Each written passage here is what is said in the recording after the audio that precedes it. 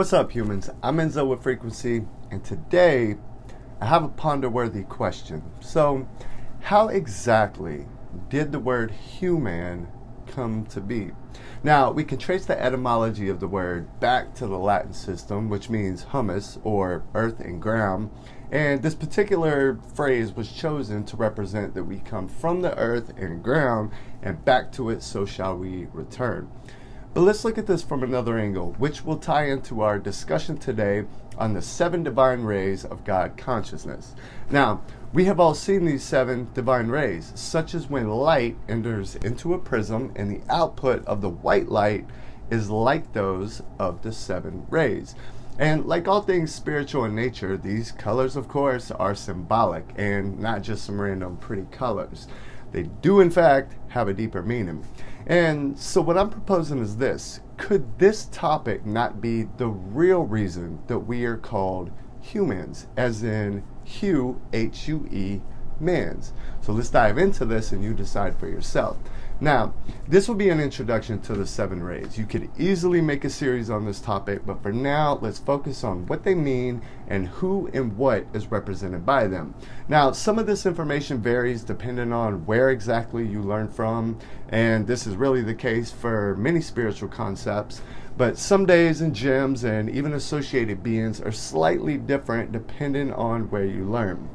And a disclaimer on the gem is, a gem is really just that of the color ray, which would be a solid representation. But as a whole, this will be a fairly universal explanation, but there's your disclaimer. So let's understand this concept in its simplicity first, because as we know, there is only one supreme creator, source, in which we all come from. And for ease of explanation, let's call this one God. So God creates worlds and then creates inhabitants of those worlds. And then it assigns different qualities and attributes to each soul of the created world for its exploration. And these qualities that are provided, they are done so prior to a soul incarnated in the manifestation of reality. And since all worlds and inhabitants of that world are energy beings dealing with frequencies and vibrations and existing in an energetic playground that we call reality, the qualities and attributes too have an association with specific frequencies. And those same characteristics and qualities from our Mother, Father, God are in fact God's very own attributes and qualities. They just come filtered down in segments and are expressed individually through each of us. And these qualities are represented by colors. And again, since we are energetic beings living in an energetic world, the colors also are transmitted to us through frequencies. We call these particular frequencies light, but these frequencies are also colors and even sounds. But for now, we're just looking at the color spectrum, and we have 7 primary colors within our range of vision that we can see. And these 7 colors are, of course, significant for many reasons, and each color has many beings and meanings associated with it. For instance, the color blue represents the first divine ray. Now, this ray symbolizes the will of the Creator, and that is the associated attribute or quality of God in expression for this ray in color. Now, each ray also has associated archangels with it, and in the case of the first blue ray, Archangel Michael and Lady Faith are the angelic presence. Now then, alongside with archangels, each divine ray also is represented by an ascended master, or masters in some traditions. But the ascended master over each ray is known as a Kohan. And the ascended master of the first blue ray is El Moria. And now, even after all of that, the meaning and associations continue, and we also have the company of the Elohim. Hercules and Amazonia are that of the first ray. And the gemstone of the blue ray is naturally a sapphire. And there are many more septenary meanings as well, such as the 7 planets, the 7 chakras, the 7 spirits before the throne, 7 continents, 7 endocrine glands, 7 musical notes, 7 days of the week, etc. I mean, 7 is a divine number. So basically what I'm saying is these colors mean something, and these colors combined represent all the qualities and the attributes of the Supreme Creator. And each and every one of us are also associated with a particular ray. Now, This is in part where our personal values come from. And this is also in part that why we view things and situations the way that we do. Because depending on which ray that we are personally associated with, those are the characteristics that are endowed from our Mother, Father, God that it is expressing through us. Makes sense? Good. So, now that that part of it is out of the way, we will look at the 7 divine rays and discuss the associations of each color. And before we end the video, I will explain a little bit on how to work with and actually understand these things so that they have actual value and meaning in your life. Because always keep this in mind, everything that you learn spiritually should be realized in your actual day-to-day life. Learning and understanding spiritual knowledge isn't just for the sole purpose of knowing. Now, while I personally love learning and gaining knowledge from as many resources as possible, it literally does me no good if it's not applied, because there is knowing, and then there is knowing thoroughly through direct experience. And experience only, is the synthesis of knowledge to wisdom. So here's what they didn't teach us in school about that little prism and those colors that come out the other side. Now, a recap on the first divine ray and a couple more things to add. The first ray color is blue. The main quality of God represented by this ray is the will of the Creator. Archangel Michael and Lady Faith are the angelic representatives of this particular ray, and their retreat is located in Banff, Canada. The Kohan of the first ray is El Moria. His retreat is located in Darjeeling, India, and the associated Elohim of this ray is Hercules and Amazonia. Now, the blue ray day of the week is Sunday, and the chakra of this ray is the throat.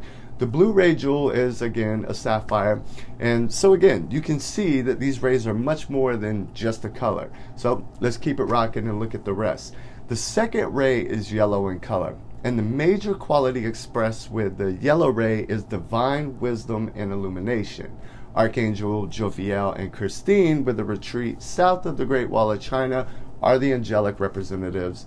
And the Kohan of the second divine ray is Ascended Master Lord Lanto, and he has a retreat in Grand Teton, Wyoming.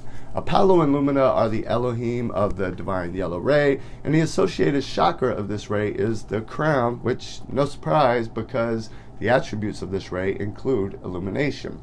Monday is the day of the week tied to this ray, and the jewels of this one are yellow sapphire and yellow diamond. The third divine ray is the color pink, and the qualities that the Creator expresses through this ray is divine love and compassion. Now, on the angelic board, we have Archangel Shamiel and Charity with a retreat in St. Louis, Missouri. And the pink ray Kohan is Paul the Venetian, and his retreat is located in southern France. Now, the third pink ray chakra is the heart, which makes sense because this ray expresses divine love. Heroes and Amora are the assigned Elohim of this ray, and Tuesday is the day of the week. Now, the jewel of the pink ray is going to be a rose quartz. Now, for the fourth divine ray, we have the color white. Now, the white color in this ray is going to express the qualities of divine purity, hope, and joy. And for the angelic presence, we have Archangel Gabriel and Lady Hope, who have their retreats near Mount Shasta in California.